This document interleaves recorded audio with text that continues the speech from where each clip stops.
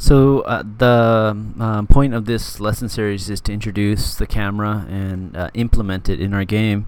And so I guess the first question is what is a camera?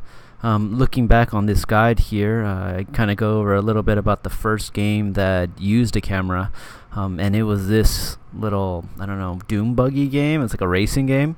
And so this game was revolutionary because this car was able to drive around in a map that was bigger than the screen, right?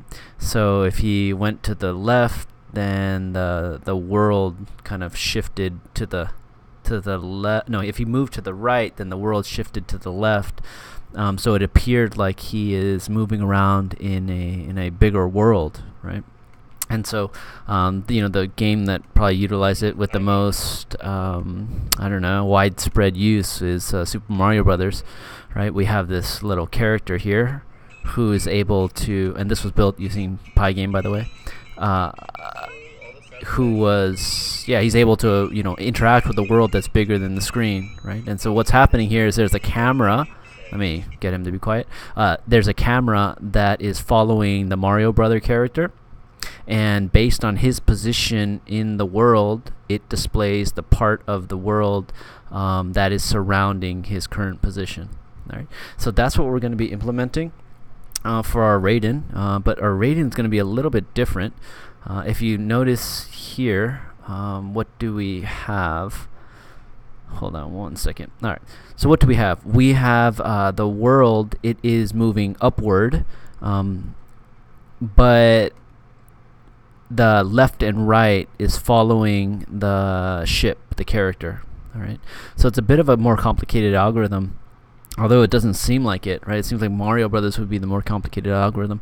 Well, with Mario Brothers, it's a little easier because the camera is going to follow the character Mario on the x-axis and the y-axis.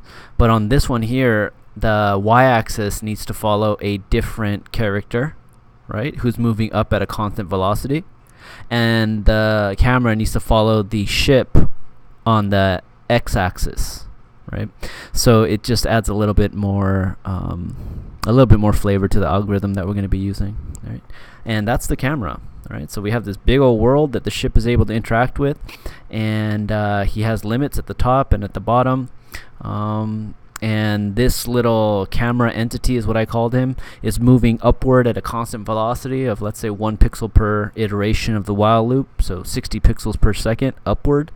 And the ship here, in order to appear that he is following the upward motion of the camera, is also, or must also be moving upward at a rate of 60 pixels per second to follow the camera entity, right? So when the ship is moving upward, when someone presses W to move up, then the ship is moving upward at 60 pixels per second, but he's also moving a speed, speed number of pixels up per second. So everything is relative to the camera entity when we're moving on the y-axis. So that's kind of what we're going to be diving into, and hopefully I explain it well enough so that we all understand it.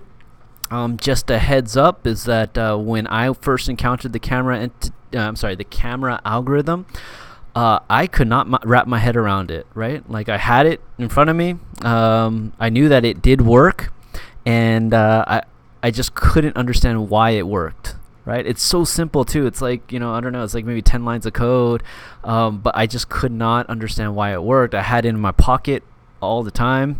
I went to the supermarket and I had it in my pocket, so when I was waiting in line, I'd pull it out and just look at it. And when I took my wife to go shopping and I was maybe waiting in the car, I'd pull it out and I start poking around on it on my laptop.